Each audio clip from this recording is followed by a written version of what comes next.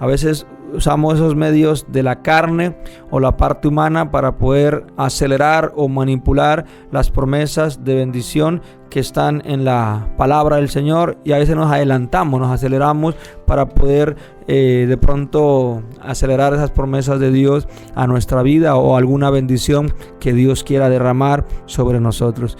Y debemos entender algo, que hay una ley espiritual que no podemos quebrantar, aunque llevemos incluso sobre nosotros esa unción y esa promesa, ese propósito, ese ministerio.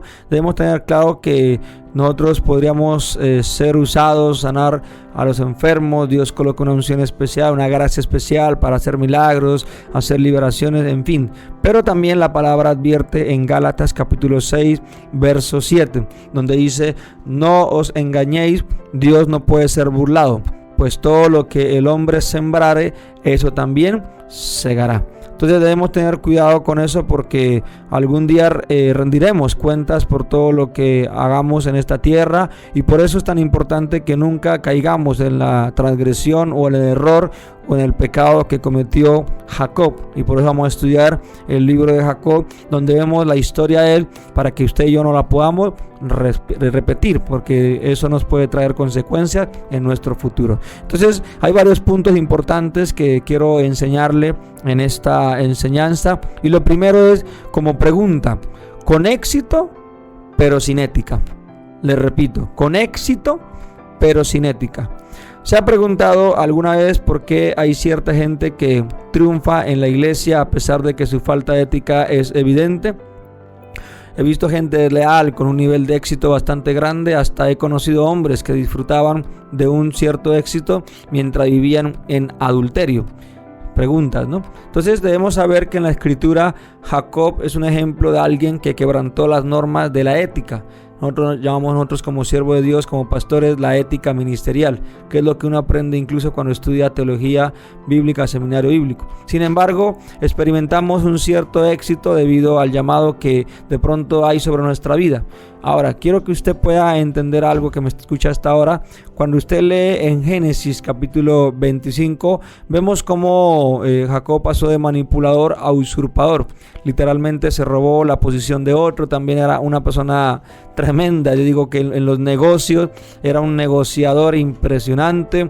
Hizo negociaciones en Betel, que significa casa de Dios, puerta del cielo, y a muchísima gente quedó atascada en Betel, y eso es lo que a veces quiere el enemigo, que usted esté ahí y use esa sagacidad, pero a veces pierde la ética dentro de nosotros, y menos dentro de la casa de Dios. Entonces debemos saber que este punto nos pone a pensar, ¿no? Jacob pasaría más tarde de Betel a Gilgal, donde luchó con el ángel de Dios para convertirse en un hombre quebrantado. Mientras no lleguemos a esa parte de nuestra vida, a nuestro Gilgal espiritual, todos los éxitos que tengamos carecerán relativamente de trascendencias por el reino de Dios y para el reino de Dios. Entonces todos tenemos una cita, escúcheme bien, una cita para luchar con el ángel de Dios. Es una lucha que vamos a perder, y Él nos va a herir en nuestra carne. Entonces, cuando los verdaderos propósitos de Dios se comenzarán a cumplir dentro de nuestra vida, y todos necesitamos que Dios luche con nosotros hasta tirarnos al suelo, quebrantarnos, para que se pueda herir de muerte nuestro orgullo, nuestro ego, nuestra vanagloria, nuestra altivez. Entonces debemos entender que vivir nuestra vida cristiana en un estado de quebrantamiento es la mejor forma de caminar con Dios. No hace daño, no destruye. El estado de quebrantamiento, que es un arma de guerra espiritual, es muy buena y es necesaria para el pueblo de Dios, porque ese quebrantamiento de nuestra carne es la que sale herida, pero no nuestro espíritu. Más bien yo diría que nuestro espíritu es sanado completamente. Entonces, después de ese encuentro con Dios, Jacob quedó cojo y ya no podía caminar con una actitud arrogante, ya que Dios había quebrantado su orgullo. Con cuánta urgencia necesita la iglesia de hoy un encuentro como el de Gilgal. Amén. Lo segundo que quiero que usted pueda entender y percibir es la voluntad de Dios en el momento equivocado. ¿Qué quiere decir eso? Que la Biblia nos dice que Esaú, el hermano de Jacob, perdió el derecho a su llamado y su destino a causa de su impaciencia, y eso encontramos en la Biblia en Génesis 25, verso del 29 al 34, cuando dice la palabra del Señor: y guisó Jacob un potaje, y volviendo Esaú del campo, cansado, dijo a Jacob: te ruego que me des de comer de ese guiso rojo, pues estoy muy cansado. Por tanto fue llamado, dice acá, su nombre Edom. Y Jacob respondió: véndeme en este día tu primogenitura. Entonces dijo Esaú: he aquí, yo me voy a morir. ¿Para qué? Hace una pregunta. Pues me servirá la primogenitura. Mira como el desprecio que hay, ¿no? Y la bendición de un padre. Por eso aquí hago un paréntesis: debemos tener cuidado, hijos. No hay nada más hermoso y más gratificante la bendición de un papá, de una mamá. He escuchado casos donde dicen los hijos: no, mi papá me bendijo, mi mamá me bendijo, y me empezó a ir económicamente muy bien. Pero a veces veo que me iba mal los negocios, pero cuando viene la bendición del Señor, ahí vi como Dios trajo respuesta, incluso en lo sentimental y en lo espiritual. Entonces aquí vemos que Esaú despreció esa bendición, y eso es lo que debemos tener mucho cuidado. Y dijo a Jacob: jurámelo en este día. Y él le juró y vendió a Jacob su primogenitura. Entonces Jacob dio a Esaú pan y del guisado de las lentejas, y él comió y bebió, y se levantó y se fue así. Y así menospreció Esaú la primogenitura. Tanto en el Antiguo Testamento como en el Nuevo nos dicen que Esaú lloró amargamente este acto impulsivo. ¿Sí? Incluso lo confirma Hebreos 12, del 16 al 17. Trató de recuperar la primogenitura y la bendición, pero ya era demasiado tarde. Les había negociado, intercambiado por una gratificación instantánea. Esaú también estaba buscando el éxito instantáneo. Se convirtió en un apóstata, en alguien que niega su fe en la promesa de Dios. Qué impresionante eso, ¿no? He aquí una advertencia para ti y para mí, lo que la Biblia nos enseña, para que no despreciemos las promesas, porque son profecías, son llamados de Dios para nuestra vida. Pero un consejo: no impacientarnos. Si nuestro apetito por lograr reconocimiento, posición, éxito nos dominan, lo más probable es que hagamos algo tan desesperado como lo hizo Esaú. Y eso es como lo que él terminó haciendo, y vendió su bendición por un plato de sopa de lentejas. Dios había llamado a Jacob para que heredara, escúcheme bien, la bendición a la que Esaú renunció. Se le iba a dar de todas formas. Sin embargo, es interesante que el reino de Dios, el fin no justifique los medios, y que cualquiera pensaría que si Dios no promete algo, debemos ir y tomarlo por la fuerza, pero no. Pero Él quiere que esperemos hasta que sea su voluntad. En otras palabras, el tiempo perfecto. Así que usted no se adelante, no se desespere. Lo que Dios le va a dar a usted se lo dará en el tiempo preciso. Lo que el Señor le está dando ahora es porque ahora se lo merece. Y no se desespere como Jacob por la bendición de Dios. Jacob decidió ayudar a Dios con un plan. Usó medios carnales para obtener fines divinos.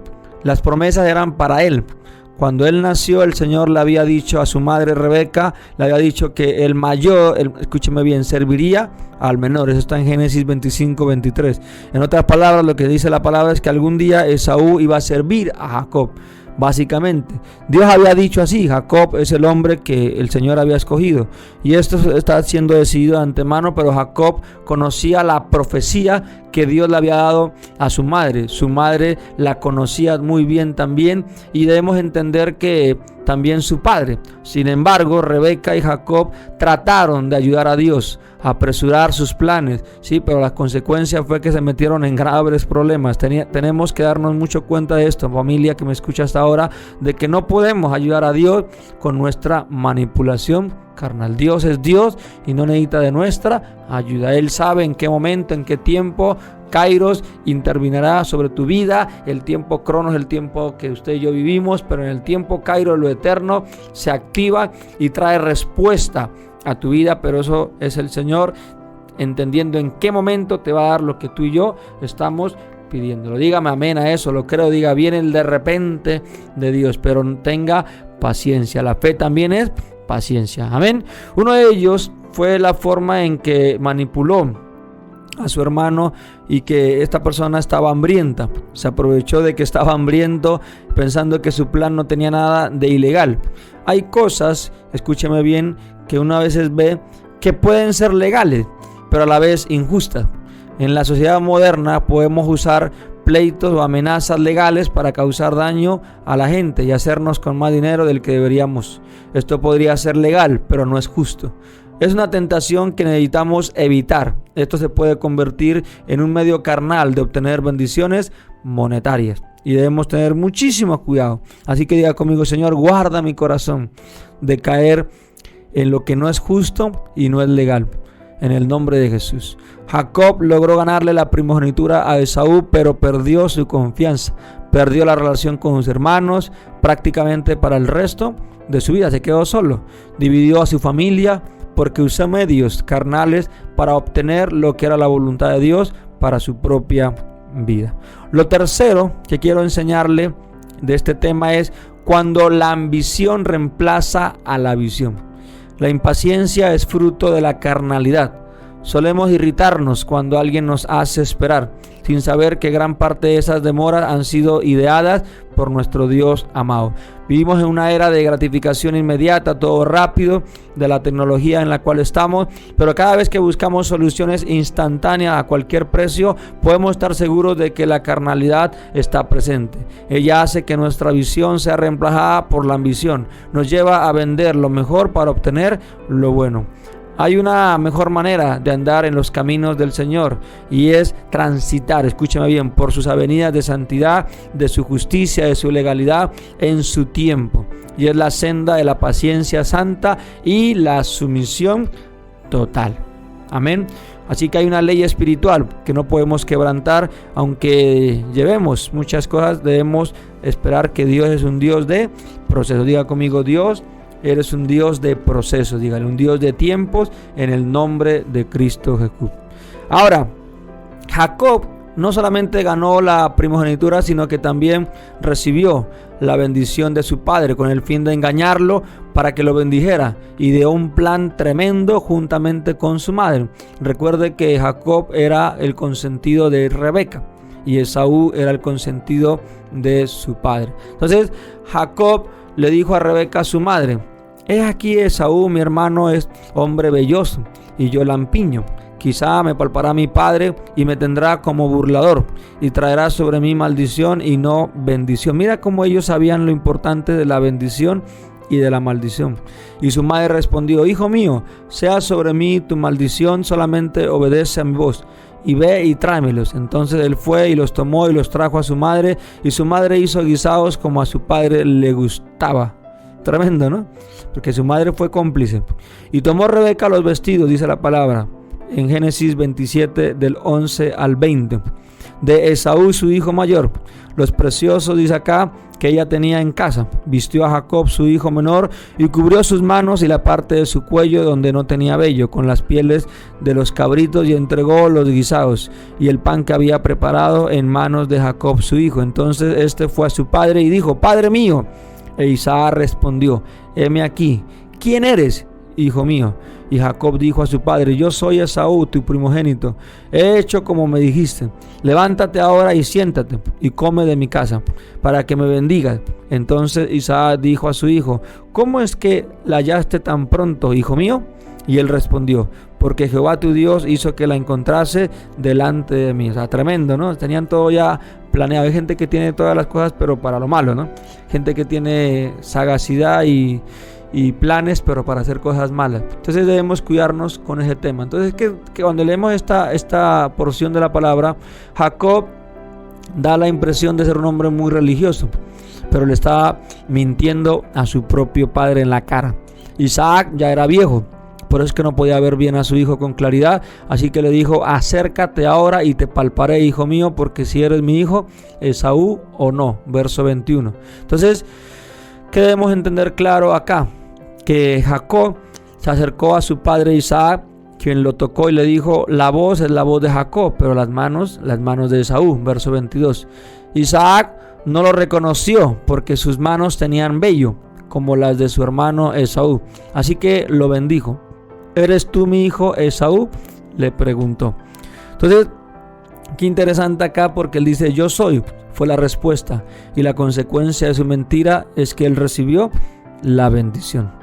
Eso es difícil, ¿no?, de asimilar cuando uno lee esta historia, porque dice uno, tremendo lo que Jacob hizo y su madre para engañar a su propio padre y mentirle y engañarlo, pero se alzó con la bendición y la recibió porque la iba a recibir de todas maneras.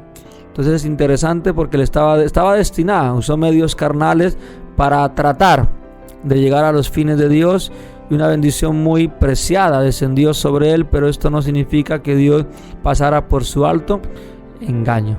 Cuando Esaú se dio cuenta de que lo habían engañado, le dijo a su padre, no tienen más que una sola bendición, padre mío, bendíceme también a mí, padre mío, verso 38. Entonces en este versículo, también el 42, cuando vemos las consecuencias de la manipulación carnal de Jacob. Así que, familia que me escucha hasta ahora, cuidado, porque eso trae consecuencias a tu vida. ¿Qué enseñanza uno ve de esta historia? Que las trampas de Jacob lo pusieron en serios peligros. Créanme, porque dice la palabra que él aborreció Esaú a Jacob por la bendición con que su padre la había bendecido, y dijo en su corazón, llegarán los días del luto de mi padre y yo mataré a mi hermano Jacob. O sea, qué impresionante, ¿no? Entonces eso trajo persecución en el futuro para Jacob. O sea que recuerde, todo lo que usted siembra, cosecha. Cuarto, esté atento a las señales de advertencia. Esté atento a lo que Dios nos está advirtiendo. No se adelante, no se apresure. No haga las cosas que realmente traiga consecuencias a su vida. ¿Por qué? Porque impresionó, porque las consecuencias de haber saltado a todo eso fue grave. Haber brincado los procesos del Señor. Recuerde algo, Dios tiene algunas luces rojas espirituales a las que debemos hacer caso.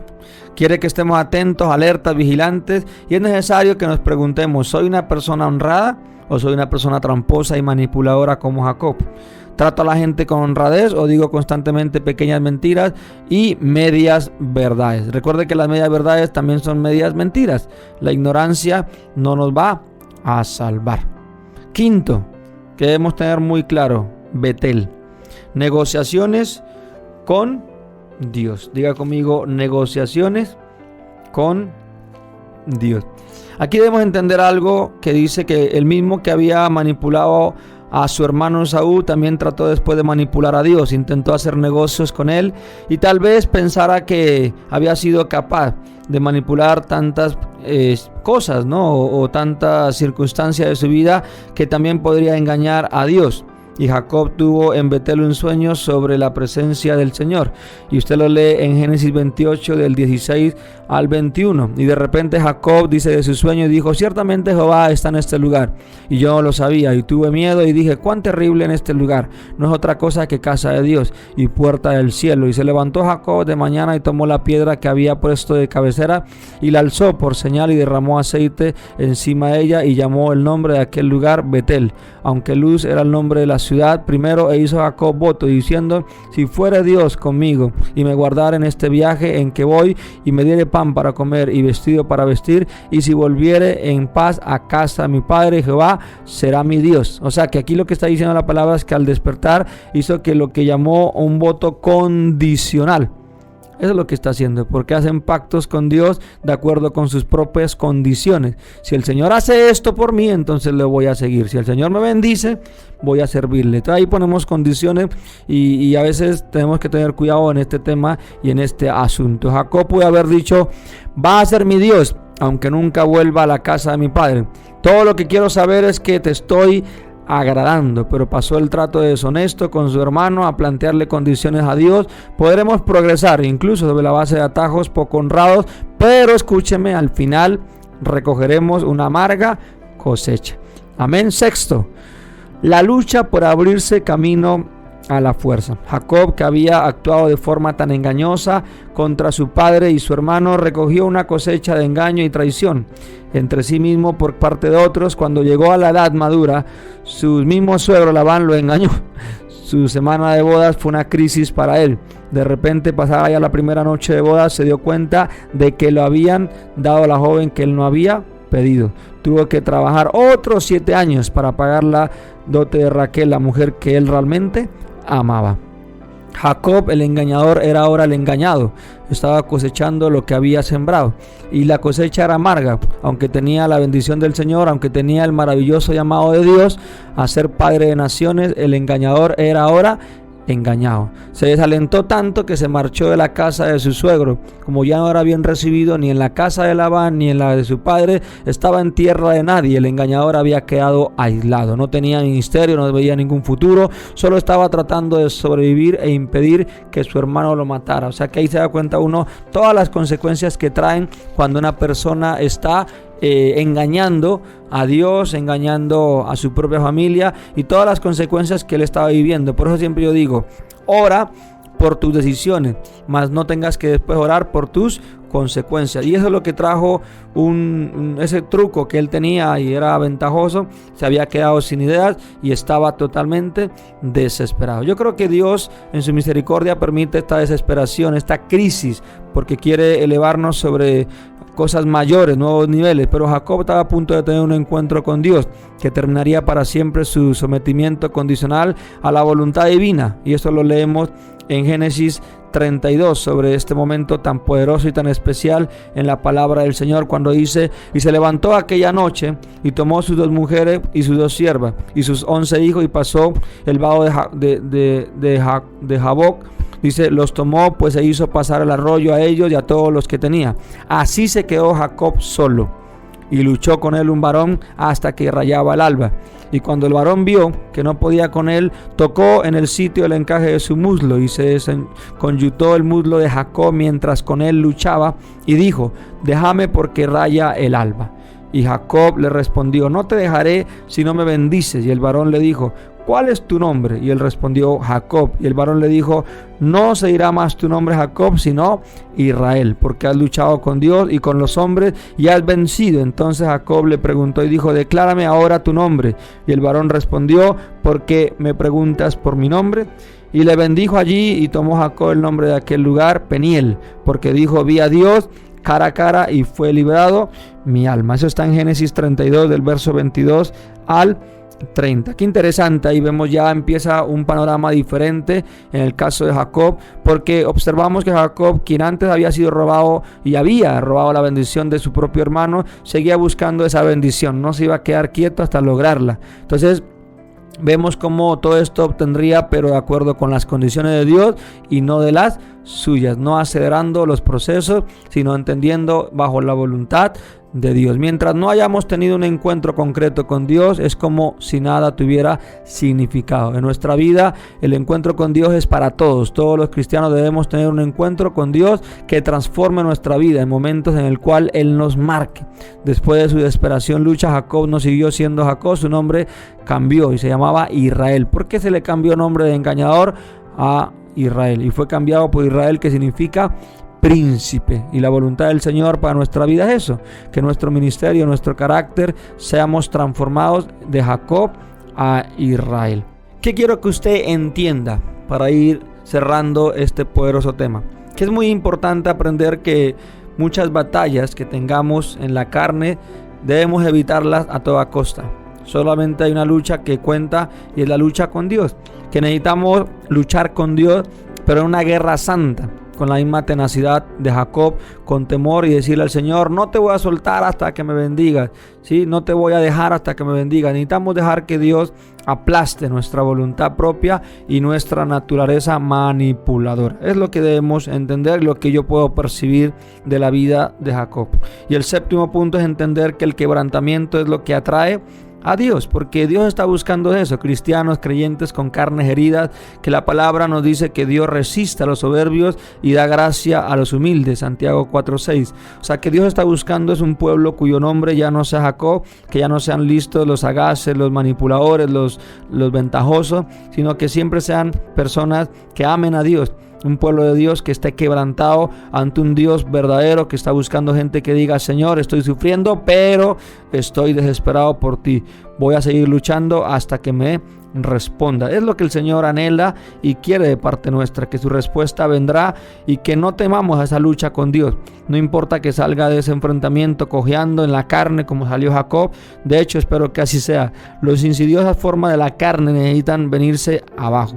En el relato que vimos es esa lucha que Jacob tuvo con el Señor, con el ángel del Señor, es que tocó su muslo, y en el muslo a veces uno se pone a analizar, es donde encuentra el hueso y el músculo más grande del cuerpo, y eso representa la fortaleza humana y más especialmente en los hombres. Entonces, para que Jacob verdaderamente que era fuerte, él perdió ahí su fortaleza humana, pero sabía que ahora venía la fortaleza en Dios. Entonces es necesario que nuestro orgullo quede hecho añicos, en pedazos. Es necesario que digamos: Señor, úsanos como una generación de gente pura, no solamente en nuestros objetivos, sino también en la forma en que tratamos de alcanzar esos objetivos, que nos haga gente que podamos cumplir su palabra a cabalidad. Y por eso Jesús advierte, dice: sea vuestro hablar sí, un sí, o un no, sea un no, que nosotros seamos creíbles. Cuando usted se comprometa, no pierda su credibilidad. Eso lo recomienda Mateo 5:3. Entonces, en nuestro mundo de hoy, aunque todo se forma obligatoriamente y se coloca todo tipo de salvaguardas, debemos saber que la gente, sin embargo, debe cumplir su palabra.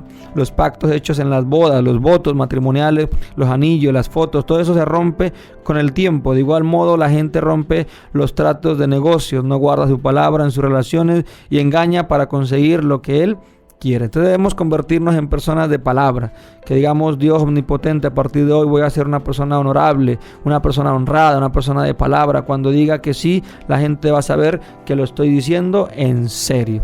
Amén. Así que diga conmigo: Señor, ayúdame a ser obediente a tu poderosa palabra, en el nombre de Cristo Jesús. Amén. Y el último punto, el octavo, es: no se adelante a la voluntad de Dios. Jacob esperó más de 20 años para que se desarrollara la voluntad de Dios en su vida. Tal vez no siempre hagan falta 20 años en nosotros, pero con frecuencia debemos pasar periodos de aridez, de pruebas, temporadas difíciles, de espera en el desierto, para que la voluntad de Dios se desarrolle en nuestra vida. No se adelante a la voluntad de Dios. Sí, son muchas las personas que a veces corren hacia adelante y a veces creemos que porque estamos jóvenes, entonces queremos ya de una vez casarnos rápido. Todo llega a su tiempo. ¿Sí? Por ejemplo, en la intimidad debemos que esperar hasta el matrimonio, ¿sí? No adelantarnos ese proceso con el noviazgo, ¿sí? No esperar no, que voy a esperar hasta casarme, no. No, que a veces la gente dice: ay, que yo voy a adelantarme para no casarme y voy a hacer las cosas de la carne. No, tenga mucho cuidado. Va a esperar el matrimonio, va a esperar hasta casarse. Amén. Aunque las tentaciones son muy grandes, la carne es cosa seria, debemos cuidarnos, porque no debemos adelantarnos a la voluntad de Dios. No se impaciente en cuanto a que Dios lo ponga en el ministerio. También a veces sucede que ha sido llamado, pero queremos ya una vez apresurar todo, queremos ya hacer las cosas a nuestra propia cuenta y no esperamos que las cosas se vayan abriendo las puertas del ministerio respecto a las autoridades. Queremos hacer todo rápido. Entonces démosle tiempo a Dios para que Él vaya obrando, dándonos madurez en nuestra vida. Es necesario acercarnos a Peniel y después esperar en oración con cuidado a que Él revele nuestro destino, que Dios va a guiar hacia esa bendición que tiene tanto para ti y para mí. Amén. En el cuerpo de Cristo necesitamos regresar a la honradez, necesitamos regresar a la sinceridad y a la veracidad. Así que quiero que hagamos esta oración para terminar este mensaje y quiero que repita conmigo: Padre, haya en mí todos los caminos en los que haya insinceridad, que te he fallado. Escudriñame, dilo, hasta lo más profundo de mi corazón. En el nombre de Jesús.